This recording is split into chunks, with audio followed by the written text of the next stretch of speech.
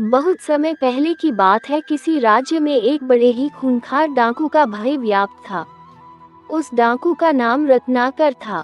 वह अपने साथियों के साथ जंगल से गुजर रहे राहगीरों को लूटता और विरोध करने पर उनकी हत्या भी कर देता। एक बार देवऋषि नारद भी उन्हीं जंगलों से भगवान का जप करते हुए जा रहे थे। जब वे घने बीहड़ों में पहुंचे तभी उन्हें कुछ लोग विपरीत दिशा में भागते हुए दिखे। देवऋषि ने उनसे ऐसा करने का कारण पूछा तो सभी ने मार्ग में रत्नाकर के होने की बात बताई। पर बावजूद इसके देवऋषि आगे बढ़ने लगे। क्या आपको भय नहीं लगता? भाग रहे लोगों ने उन्हें ऐसा करते देख पूछा।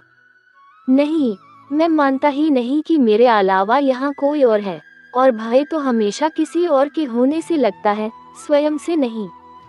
ऋषि ने ऐसा कहते हुए अपने कदम आगे बढ़ा दिए।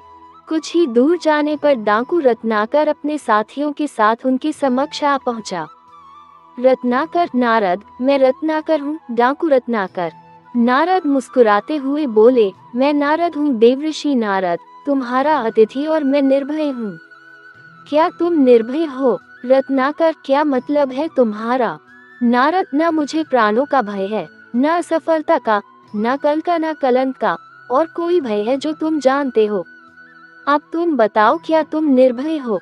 रत्नाकर, हाँ, मैं निर्भय हूँ, न मुझे प्राणों का भय है, न असफलता का, न कल का, न कलंक का। नारद, तो तुम यहाँ इन घने जंगलों में छिपकर क्यों रहते हो? क्या राजा से डरते हो? रत्नाकर, नहीं। नारद, क्या प्रजा से डरते हो? रत्नाकर, नहीं। नारद, क्या पाप से डरते हो? रत्नाकर, नहीं। नारद, तो यहाँ छिपकर क्यों रहते हो? ये सुनकर रत्नाकर घबरा गया और एकटक देवऋषि को घूरने लगा। नारद, उत्तर मैं देता हूँ। तुम पाप करते हो और पाप से डरते हो। रत्नाकर हंसते हुए बोला, नारद, तुम अपनी इन बातों से मुझे भ्रमित नहीं कर सकते। न मैं पाप से डरता हूँ, न पुण्य से, न देवताओं से, न दानवों से, न राजा से, न राज्य से, न धन से, न विधान से। मैंने राज्य के साथ द्रोह किया है, मैंने समाज के साथ द्रोह किया है, इसलिए मैं यहाँ इन बीहड़ों में रहता हूँ। ये प्रतिशोध है मेरा। नारद, क्या था वो पाप जिससे तुम डरते हो? रत्नाकर, मुझे इतना मत उकसाओ कि मैं तुम्हारी हत्या कर दूं। नारद, इतना तो मैं जान ही चुका हूँ कि पाप और पुण्य की परिभाषा हमेशा ताकतवर तय करते हैं और उसे कमजोरों पर थोपते हैं।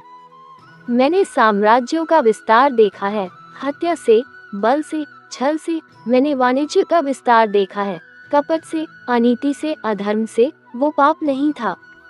मैं सैनिक था, दुष्ट और निर्दयी सौदागरों की भी रक्षा की। वो पाप नहीं था।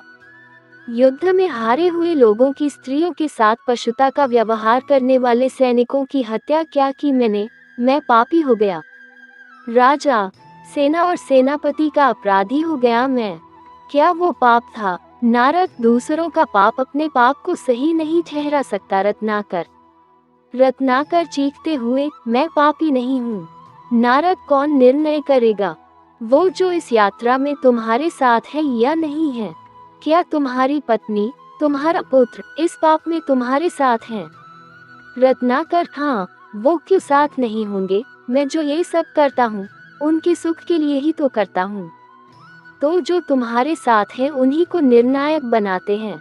जाओ, अपनी पत्नी से, अपने पुत्र से, अपने पिता से, अपने निकट संबंधियों से पूछ कर आओ, जो तुम कर रहे हो, क्या वो पाप नहीं है? और क्या वे सब इस पाप में तुम्हारे साथ हैं, इस पाप के भागीदार हैं?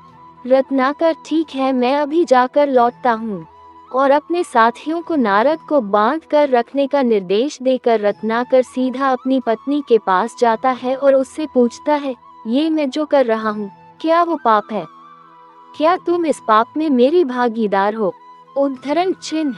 पत्नी कहती है, नहीं स्वामी, मैंने आपके सुख में, दुख में साथ देने की कसम खाई है, आपके पाप में भागीदार बनने की नहीं। उद्धरण चिन्ह। ये सुन रत्नाकर स्तब्ध रह जाता है। फिर वह अपने अंधे पिता के समक्ष यही प्रश्न दोहराता है, पिताजी, ये जो मैं कर रहा हूँ, क्या वो पाप है? क्या आप इस पाप में मेरी भागीदार हैं? उद्धरण चिन्ह। पिताजी बोलते हैं, नहीं पुत्र, ये तो तेरी कमाई है, इसे मैं कैसे बांट सकता हूँ। उद्धरण चिन्ह। ये सुनते ही मानो रत्नाकर पर बिजली टूट पड़ती है। वह बेहद दुखी हो जाता है और धीरे धीरे चलते हुए वापस देवऋषि नारद के पास पहुंच जाता है। नारद, तुम्हारे साथी मुझे अकेला छोड़ जा चुके हैं। रत्नाकर रत्नाकर देवऋषि के चरणों में गिरते हुए, क्षमा देवऋषि क्षमा, अब तो मैं अकेला ही हूँ। नारद, नहीं रत्नाकर, तुम ही अपने मित्र और तुम ही अपने शत्रु हो। तुम्हारे पुराने संसार की रचना भी तुम ही ने की थी, तुम्हारे नए संसार की रचना भी तुम ही करोगे। इसलिए उठो और अपने पुरुषार्थ से अपना भविष्य लिखो। राम राम, तुम्हारा पथ सुबह हो। मित्रों, इस घटना के पश्चात डाकू रत्नाकर का जीवन पूरी तरह बदल गया। उसने पाप के मार्ग को त्याग पुण्य के मार्ग को अपनाया और आगे चलकर यही डाकू राम कथा का रचयिता महर्षि वाल्मीकि बना। उपनिषदों से ली गई यह कथा बताती है कि मनुष्य असीम संभावनाओं का स्वामी है। जहाँ एक तरफ वह अपने पुरुषार्थ से राजा बन सकता है, तो वही अपने आलस्य से रंग भी।